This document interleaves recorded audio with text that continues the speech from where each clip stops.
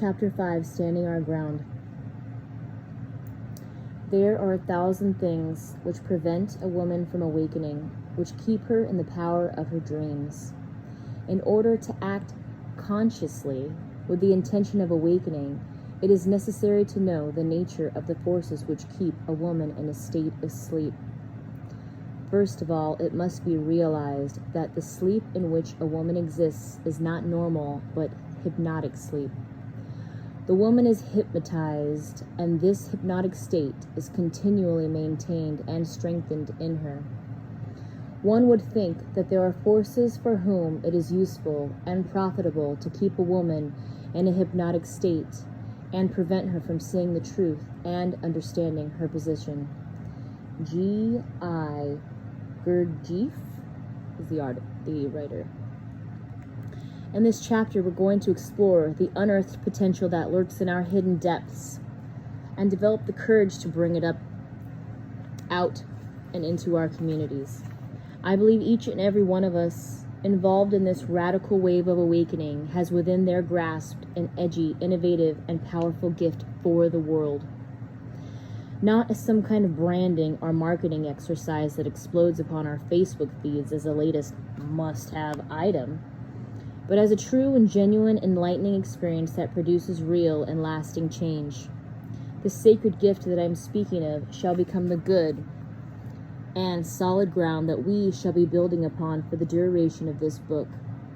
To take this journey as deep and wide as we're able to, we're going to have to turn ourselves inside out and live from that truth. First, we must search for this sacred gift, and the way we do that is to start asking some uncomfortable and awkward questions in ever-increasing depth. Are we cowards? Fear. There's something honest about it. It's a shutdown. It's a no. We're simply unable to move forward in these moments of fear. It's a true paralysis, a real situation. Whereas cowardice is a choice to not act when we know we can. A coward knows they can reach for a certain action, knows they have the firepower or compassion to say what needs to be said, knows they could contribute to a situation that is clearly, obviously crying out for assistance, and instead walks away. I know this because I have been a coward, and I suspect many of us are or have been cowards in this lifetime. This is an excerpt from Dr. Martin Luther King Jr. Cowardice asks the question, is it safe? Expediency asks the question, is it politic? Vanity asks the question, is it popular? But conscience asks the question, is it right?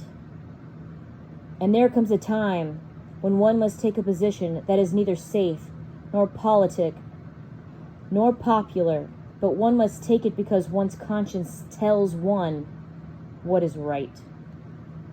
Thank you, Dr. Martin Luther King Jr., speaking beyond the grave right there. A coward is someone who runs away or abandons their responsibilities or obligations during times of danger, distress, pain, or fear of the unknown. A coward is someone whose concern is only for themselves. Cowardice is a sickness, and it's a rife among humans. I feel it's positively encouraged by the dark agenda to be a coward. I feel we are fed a program of cowardice-making propaganda. Examples of this include the following. Don't do this, or you'll get arrested. Don't do this, or you'll get sent to jail. Don't do this, or you'll have your car, home, job, child, land taken away. Don't do this, or we'll send the bailiffs, police, lawyers. Don't do this, or daddy, i.e. the system, is going to scold you. Don't do this, or mommy, i.e. the earth via natural disaster, will be angry. Don't do this, or you'll get coronavirus. And so we back down, become small, and hope to God no one punishes us. We must stop this. We must stop being cowards and start being courageous. Courage doesn't mean we're fearless. It means we move forward despite, and maybe because of, our fear, we do it anyway. We take that giant leap. We respond to the call of duty and we act, speak up, go out on a limb, and claim our ability to do something that may frighten us, but we do it for all. We toss our concerns of being judged or ostracized or upsetting people's feelings as far away from us as we can, because if it's a real situation, a real fierce feminine call to duty, if people and animals are getting hurt, land is being poisoned, or pipeline is planned to go through sacred lands, then hurting other people's feelings is completely unimportant. Then one sitting on the fence will be the first to judge. The one sitting on the fence will be the first to judge.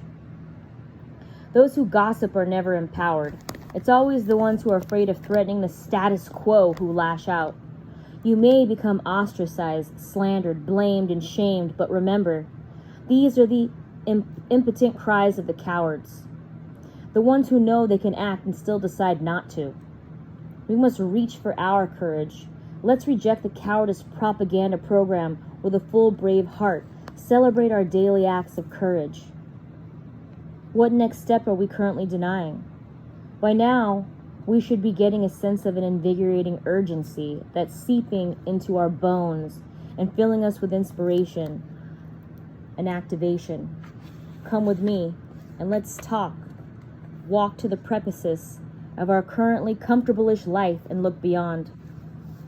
What unknown horizon can we see that we sense deep down we could inhabit if only we took that new and unknown step? Take into consideration all the bullshit, fakery, control, and otherworldly interference that is tampering with our right to thrive harmoniously on this planet. If we imagine the knife edge we're on, what would be our next level of contribution to the world? In this exercise, let's genuinely reach for the extra mile and bravely shine the light of our consciousness into our dark and yet unformed matter, asking ourselves the question, what is my next level of contribution? I'm an educator. What more could I teach? I'm a facilitator of sacred arts. What greater depth could I guide my participants into? I'm a healer. What new dimension could I work on? I'm a writer. What trailblazing words could be my legacy? I'm a speaker, performer. What excruciatingly raw, new depth could I transmit from? I'm in business. What innovative green product service could I sell, offer? These are dangerous questions to ask ourselves, because our inner wisdom is only too happy to reply.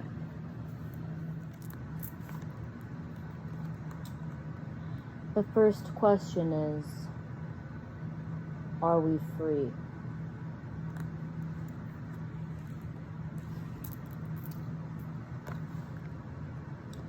Are we physically free and able to move, travel, connect, network, share, speak, give, and receive? Or is there some kind of petty tyrant, internal or external, that attempts to prevent our gathering and connecting with others? If there is, we need to address this properly. Damn, didn't expect that. We must be sure to examine our own internal mechanisms. Do we hold ourselves back from sharing and gathering? Do we shy away from connecting with others? Do we leave it to other people to dream up ideas, organize a gathering, attend the gathering, and then implement those ideas into action? Are we sitting on the fence in some way, watching others get involved and wishing we were part of it? One of the greatest threats to the dark agenda is gathering of people coming together with a shared passion and then brought into a heightened state of wakefulness.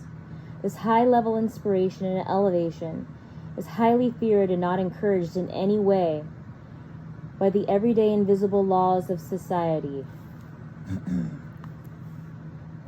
Sometimes I wonder whether man-made substances are brought into our cultures on purpose to make sure we don't figure out how to reach those states by ourselves. Because if we do, we won't work for a low wage. We won't commute in dirty fuel-driven transportation into the toxic haze of urban sprawl. And we won't go home to square boxes that cramp our spirit and break down our creativity and intimacy. No, instead, we will be outdoors, sitting by fires, playing and creating in our fervent, green, tangled, crazy natural home, where we are no longer safe, but dancing.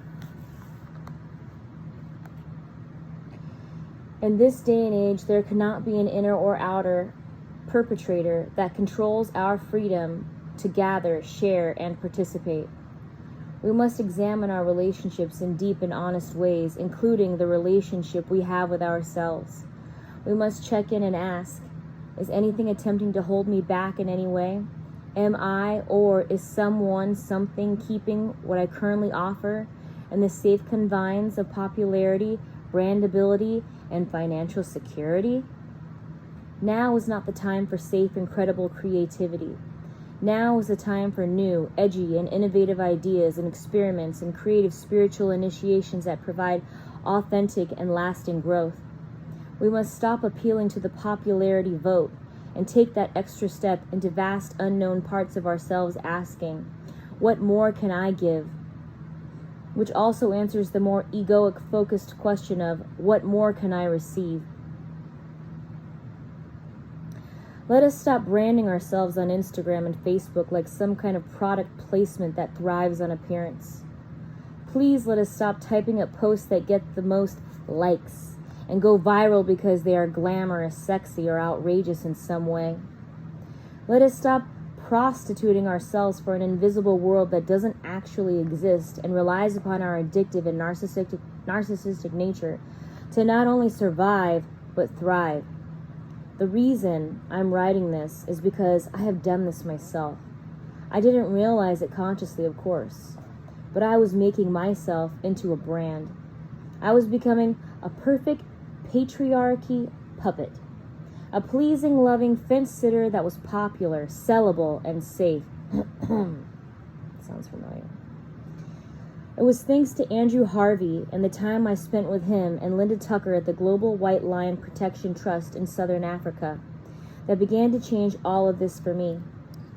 He backed the group of us there into a tight and restricted corner, asking us horrible, uncomfortable questions such as, why do you think you have received mystical experiences? What are you doing during this time as the world burns in agony because of your incessant greed and entitlement? And then the final bludgeon. What's more frightening, being numb with apathy as you sip yet another glass of Chardonnay? As the last tree on the planet?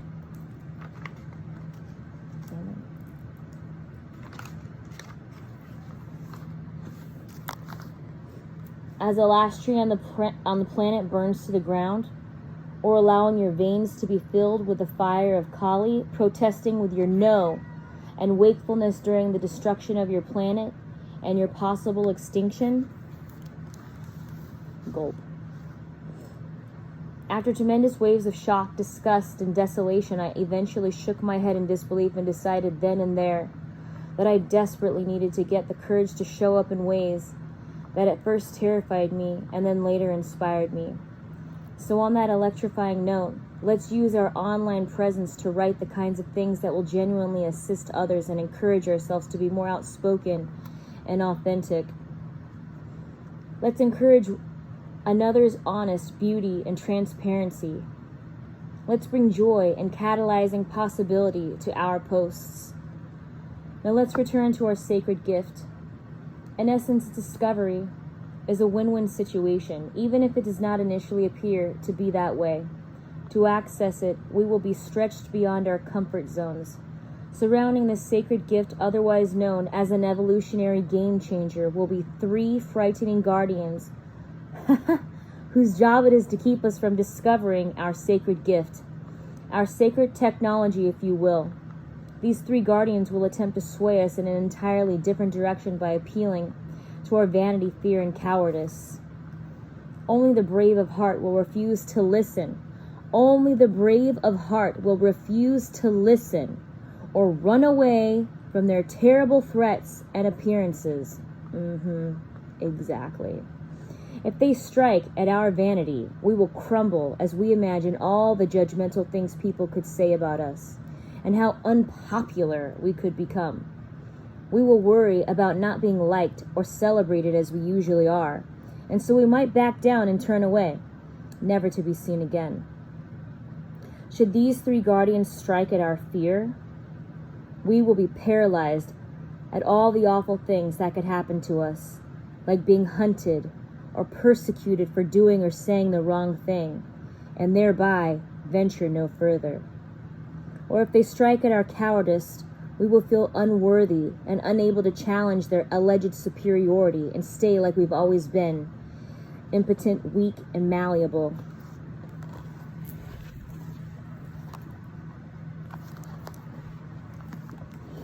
However, should we continue past these three, choosing to see and hear the deepest mystical part of ourselves, and decide to go into our communities no longer holding anything back, what would that look like? This is the question that needs answering. I did not plan to read this. I didn't even fucking plan to read this shit. Perfect timing. Isn't that funny how that always works for me, huh? The fierce feminine is not deterred. By the way, we all have feminine inside of us. This is not just for women. The fierce feminine is not deterred by danger or pain. She is not put off by other people's opinions. She is not prepared to water down, dilute, or appease anyone or anything for her presence to reach those that it must and bring about the balance that it so desperately needed.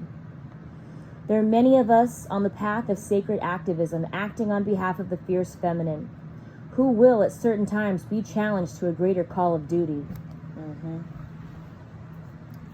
That's right. That's exactly right. Standing our ground has nothing to do with being stubborn, nothing to do with being stupid, and nothing to do with being naive. Standing our ground is when we take a firm stance as a sovereign being who is free and will not allow anyone to breach our boundaries and tamper with our light or the light of others. That's right. Standing our ground is not easy, but it is necessary. It requires a certain fortitude internally as well as externally. We must be prepared to be bombarded by the forces of anti-awakening, doubt, dread, despair, disillusionment, and questioning whether we ought to back down will arise. It's blowing my mind. In these moments, we must be awake to what's happening by declaring that which attempts to ensnare us. I am a sovereign being. I am free. I am one with my true creator. I'm not afraid of you anymore. I am protecting my light. It is then that we will feel a change of atmosphere within, and a lightness will be seen and felt. From there, we can send this glorious peace into the epicenter of the swirling dark fog, both inner and outer. Remember, beloved friends, standing our ground is not about being defiant or aggressive, but about being firm and fearlessly truthful. We can hand over all of our fears and doubts to our God and rest in the great knowledge that we are taking this stance for more than just ourselves. We are doing it for each other and our earth.